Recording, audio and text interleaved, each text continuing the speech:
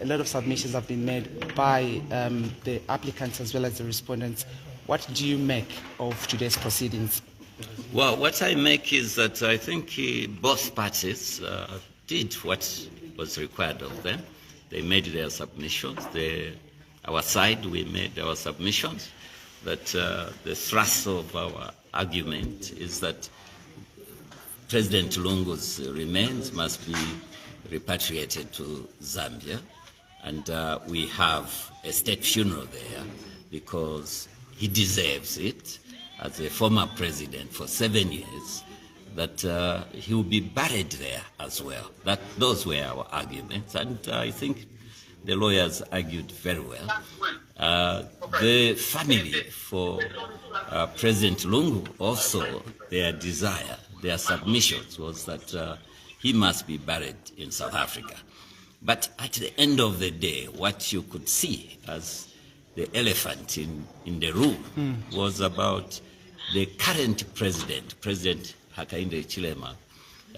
Their thrust was that he must not preside over.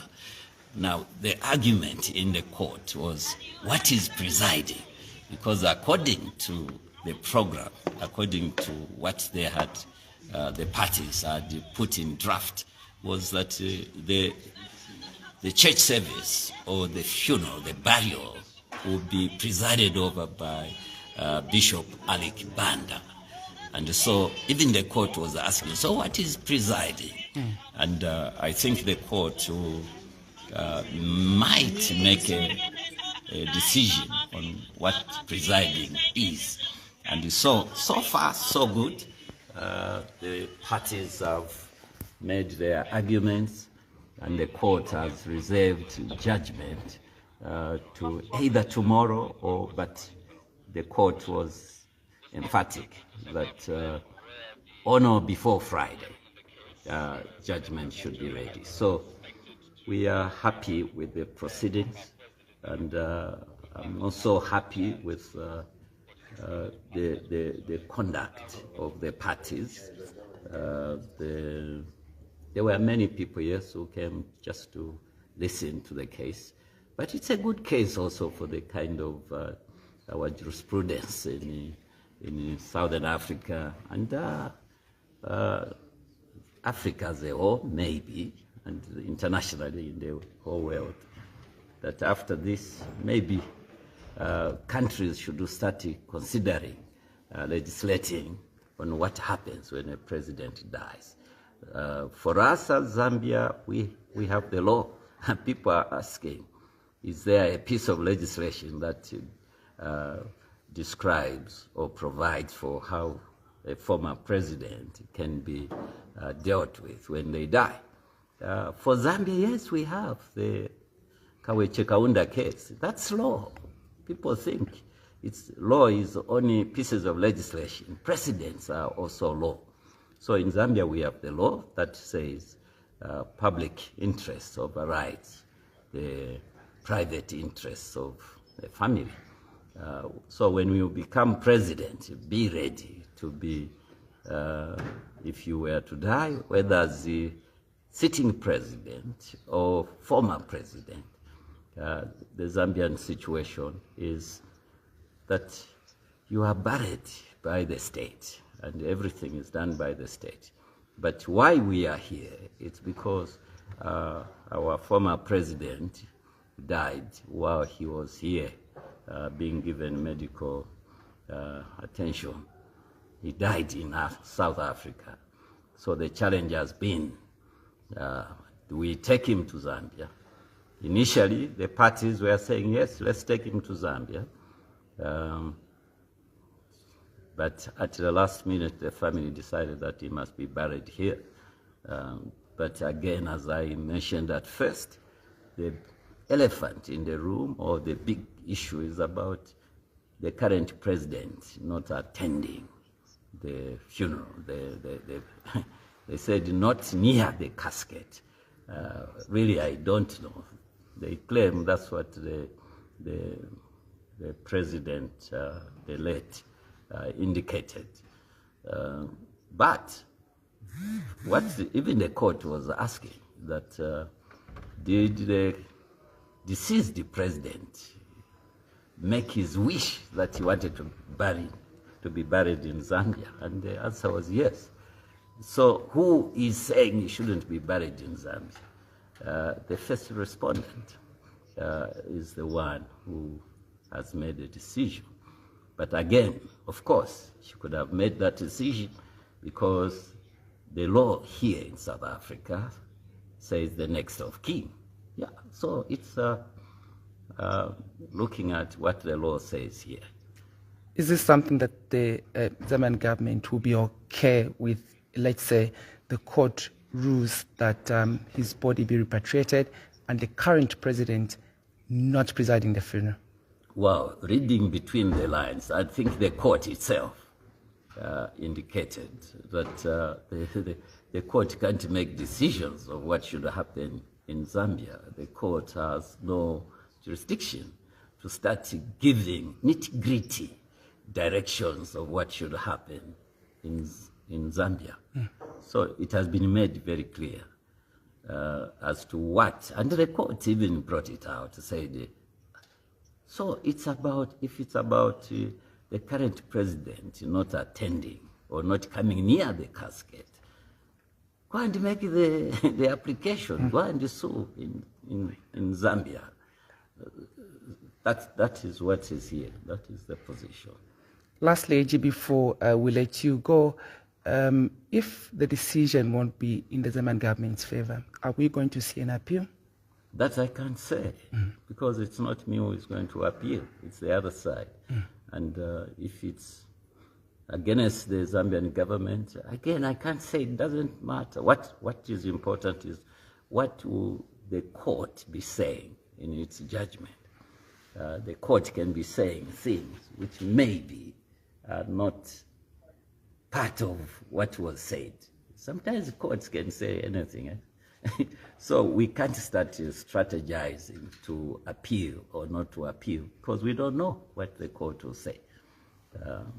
So we hope for the best. And so far, so good. The proceedings were good. Both sides, I think they should be happy, both sides. At least they have been heard.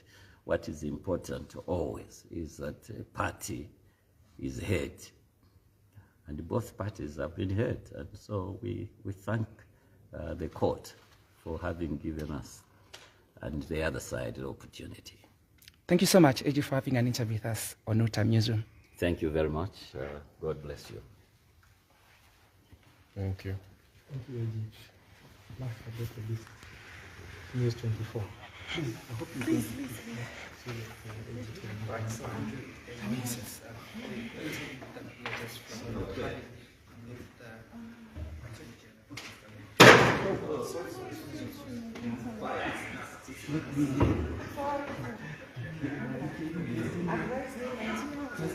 So that you can make our waiting.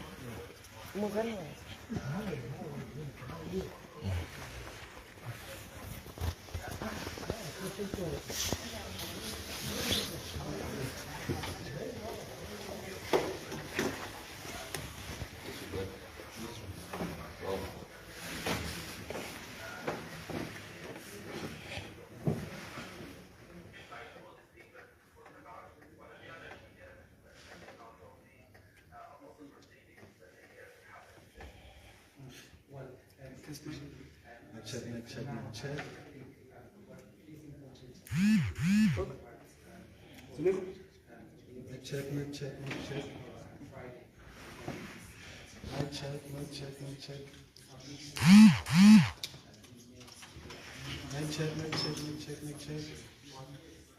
Hi, Michelle, yes, I can hear you.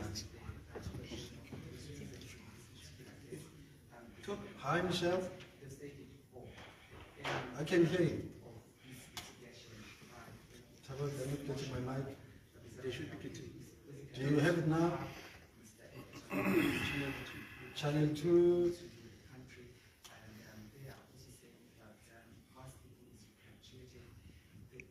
Do you guys have it now?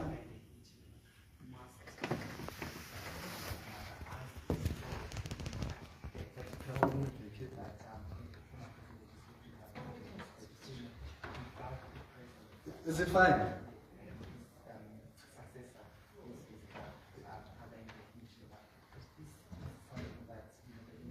Channel 2, yeah. Chagwa says that's fine. Hello? Yeah, hello.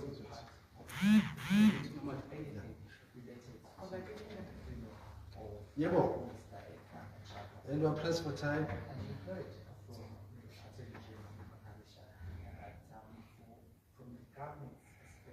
Sure, it's fine. It's fine. Sharp. Okay. That's good. You're fine with the mic.